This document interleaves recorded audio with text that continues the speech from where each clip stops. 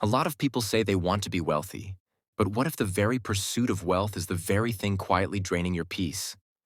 What if money isn't only a financial test, but a spiritual mirror? Few people ever talk about this. Society tells us to grind, succeed, and chase freedom through financial goals. Deep down, we think more money will repair what feels broken inside. But what if chasing money is actually awakening your oldest wounds?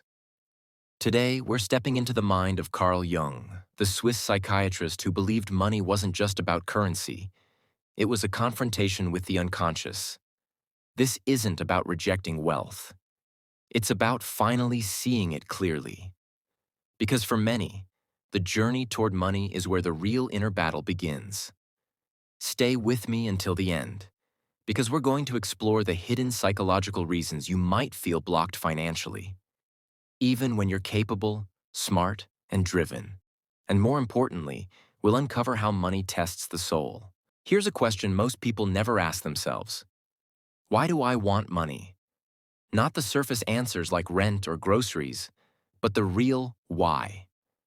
For most of us, money is more than survival. It becomes a distorted mirror reflecting self-worth, fear, love, and control. Jung taught that the shadow, the suppressed parts of ourselves, often drives our choices. Nowhere is this more obvious than with money. Think back. Was money in your childhood tied to safety or shame? To freedom or to fear? Here's the truth almost no one admits. Our money struggles aren't logical. They're emotional, often inherited. You might be chasing six figures, but beneath that, you're chasing validation, security, or the lost hope of finally feeling enough. That's the trap. Because no matter how much you earn, emptiness lingers if the unconscious wound remains. Jung warned, "Until you make the unconscious conscious, it will direct your life and you will call it fate." You think you're building a career, but often you're building a coping mechanism. Now let's talk about capitalism's hidden grip, why success can trigger shame, and how to heal your money story from the inside. Let's imagine you finally succeed.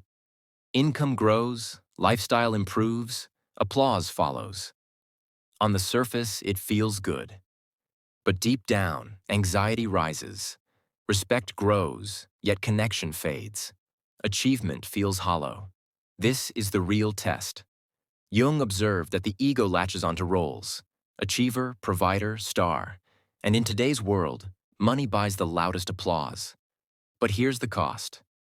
When identity fuses with success, you begin abandoning the quiet, sensitive, authentic parts of yourself. The more you curate an image, the more you suppress truth. And every mask requires silence. Silence of fear, doubt, and authenticity. Until you no longer know who you are without the income or status. The irony? Success, sold as freedom, often becomes a golden cage of expectations and fear. And once the mask wins applause, taking it off feels terrifying. But maybe that fear is the real invitation. Jung believed every spiritual test disguises itself as a material struggle. The late nights, the obsession with metrics, the self-worth tied to dollars, these aren't financial problems.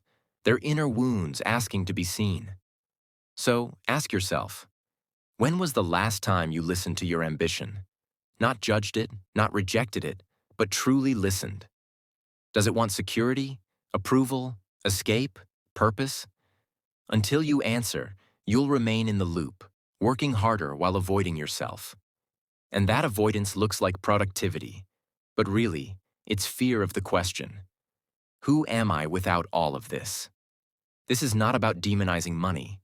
Money is power. It builds, supports, expands.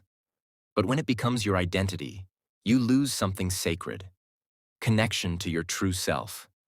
And that's the piece capitalism prefers you forget, because a person rooted in authenticity is harder to sell to, harder to control. That's why we need to look at the shadow side of money. Overspending when anxious, hoarding when afraid, sabotaging opportunities. These aren't habits, they're patterns. And patterns are born from old stories. Jung taught that the repressed doesn't disappear. It works in the background, meaning your childhood beliefs about money, whether it was evil, unsafe, or dangerous, still shape your financial reality today. And here's a deeper truth. Many people fear wealth more than poverty. Why? Because wealth changes relationships. Friends may treat you differently. Family may expect more. Love may feel conditional. That's the shadow at play, the guilt, the fear, the shame of wanting more. It only dissolves when you face it. Healing your money story isn't about tighter budgets. It's about bringing all parts of you, the ambitious adult, the scared child, the protector, the dreamer, into the same room. Until you make peace internally, no external wealth will ever feel like enough. So, how do you earn money in a way that feels aligned with your soul? Jung believed the soul speaks in symbols, dreams, and longing. When we ignore these, we follow society's script and end up numb. True financial alignment isn't about rejecting ambition. It's about working from truth, not wounds. Ask yourself, what am I here to offer? How do I create value without betraying myself? What would success look like if it felt peaceful, not pressured? These are spiritual questions. And when you follow them, money shifts from master to servant. 3 steps help anchor this. Define your values, not just your goals. Don't just ask how much you want to make. Ask how you want to feel while earning it. If the path violates your values, no amount will satisfy you. Heal the performer within. Many of us learn to perform for love. Now we hustle for approval. But authenticity, not performance, is what magnetizes aligned opportunities. Redefine abundance. Money is one form of abundance, but so are time, health, creativity, and peace. When you honor all forms, opportunities feel lighter, less forced. Jung said, "The privilege of a lifetime is to become who you truly are." And when you step into that version of yourself, whole, honest, unmasked, money arrives as a byproduct, not a prison. So here's the conclusion.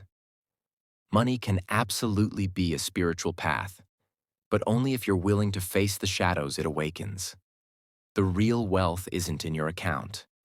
It's in becoming someone who doesn't abandon themselves for success. Someone who can hold abundance without losing authenticity. That's the deeper journey. If this message resonated, reflect in the comments. What's one belief about money you're ready to outgrow? Let's build a space where we hold mirrors up to each other's psyche and share openly. And if you're ready for more, subscribe to Psyche Mirrors, where we explore the reflections between psychology and soul. Because the biggest wealth is knowing yourself.